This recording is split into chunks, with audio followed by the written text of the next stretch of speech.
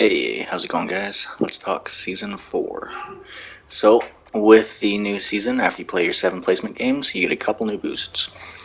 Starting off with the trait Beauty Backhand. This requires 80 wrist shot accuracy and 82 wrist shot power. It's the same requirements as Heat Seeker, so if you have one, you can slot the other.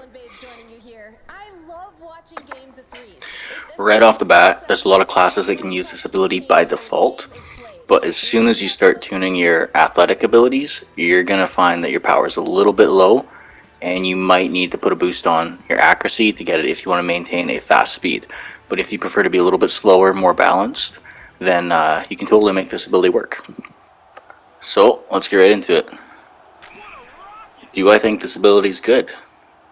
It's a toss-up. I think if you have nothing else, it's a great ability to toss on to get the added help to score. But I think the best way this ability works is if you're able to get in close, and then you're able to get the extra boost to tuck it around the goalie. Same as close quarters, when you see the cheese, you skate around him and you just rip it by him. But as you can see, it's a silver. It's not a perfect ability, so you're going to get some of the weaker backhands. There's some of these ones here you can see I'm just testing it out, I'm tossing it from further around. It's not too bad. One of the things with this ability is there's better abilities out there. But, you know what, I think it is really good for classes that have a long reach, big player builds, and I think it's good on Dangler, where you have fast hands, so you're going to get the boost when you're already past them. So if you run close quarters and backhand master, you're going to have full shooting abilities on either side for when you get in close. Now, backhands work from anywhere out with the ability. They do get pretty strong from there. You'll see I just ripped one from far away. You can handcuff the goalie and get a good rebound off it.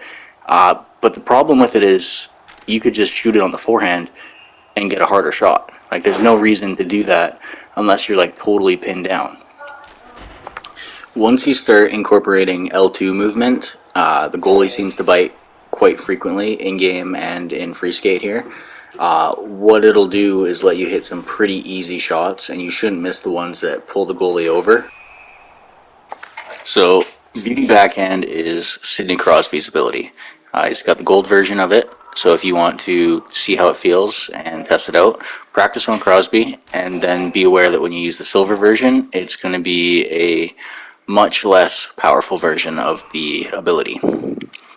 As you can see with Crosby here, it's pretty easy to score on this, and I wish that Beauty Backhand was a little bit more effective than it is as a silver, but I understand it is a silver and you don't want to make everyone OP by giving zone level abilities.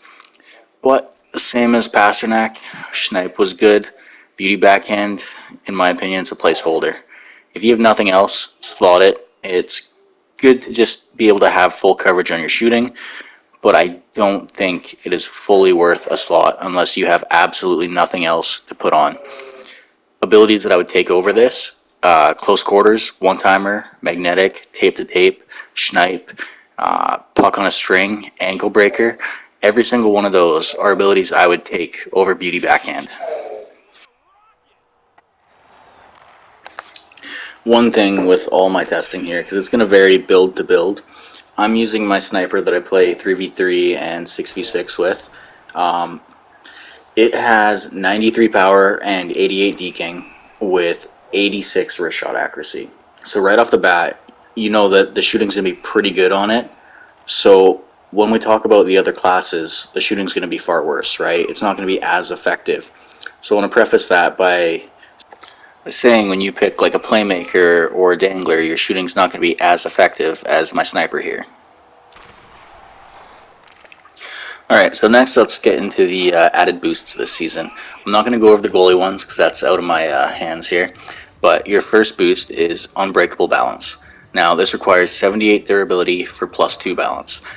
I'm going to go right off the top right away and say this is not worth it, and the reason why it's not worth it is because the other ability that it shares with is Core Balance. Core Balance requires 79 strength, okay? So Unbreakable Balance, the new ability, requires 78 durability. On all of the small classes, you have to be almost max height and weight to get that durability at 79. And once you get to it, you have to sacrifice so much strength as one of the smaller classes. Now, if you start as a big class, this ability is interchangeable because you're already going to have the added durability. You're not going to have to worry about the strength. You're already going to have the higher strength anyways. You're not going to need to use it. But if you wanted a green one instead of a blue one, there you go, right? But most classes are going to have over 79 strength, which to me just kind of makes it redundant, right? When you have two of the abilities that share the same slot and one of them gives you a better boost for using it in a certain way, why would you even use this one? Okay. The next one is Steady Wrister. This one's okay. 72 balance gives you +2 wrister. So the reason why this one's okay is because a lot of big classes start over that balance, and you're not going to go too low with that. The next thing is, if you're just starting this game, these abilities you get after like 7 games of placement. So you could have an ability that takes you quite a while to get and unlock normally, far shorter, right? So with these green abilities in this game, it's an accessibility option, I feel like. So you can have these abilities unlocked a lot earlier than you would otherwise, and while they do provide the same effect, you can get them quicker, right? So anyways, guys, that's my take on the new boosts this season. I'll summarize it right here for you. Beauty Backhand is an okay ability. There's a lot of far better options out there, but if you're just messing around, I think it's a good ability to slot on.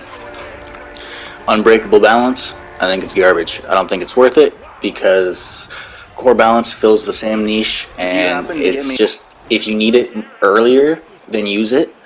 But otherwise, that's the only situation I see it being better. Steady Wrister, I just went over that in the last one there. I do think it's a good ability. I think it falls into the same category as Unbreakable Balance. The only way that you'd take it over the other one is just as an early stage of your build.